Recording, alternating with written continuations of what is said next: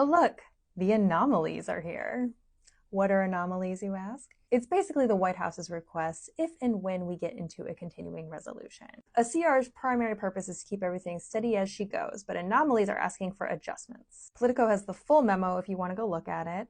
Some of the notables are an increase to SNAP funding for FY26 because they cannot meet their obligations to the states on the FY25 levels. Remember, the Big Beautiful Bill SNAP cuts are separate. That has to do with enrollment and attrition. But the bulk of those benefits savings will not happen until after FY26.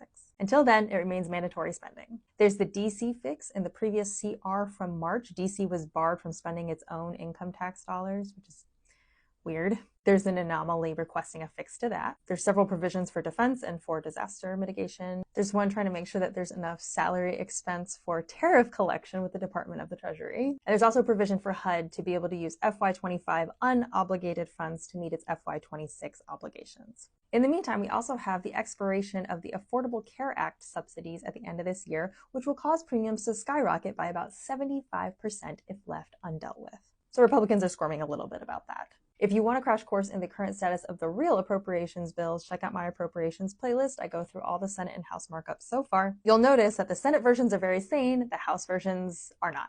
Now, if the executive branch could be trusted with the FY25 spending levels with these anomalies for FY26, and that could be a way to avoid the draconian nonsense of the House appropriations bills as they currently stand, I could see a case for going along with that. But, and this is a big but, that means we have to trust Russ Vogt not to pull nonsense. We've already seen him do rescissions and a pocket rescission, which is illegal. And if you can believe it, they are floating the idea of another reconciliation bill. This was a tactic that was used to get some of those fiscal hawks in the House to vote for the first reconciliation bill. They were told, we can just do another one to do even more cuts.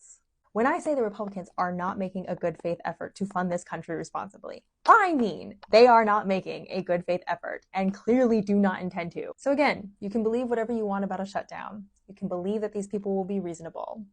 But I think they've proven over and over again they will not be reasonable. More to come. Stay tuned.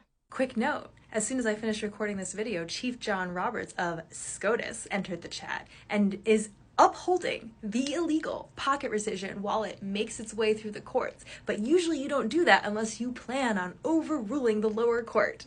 What are we doing?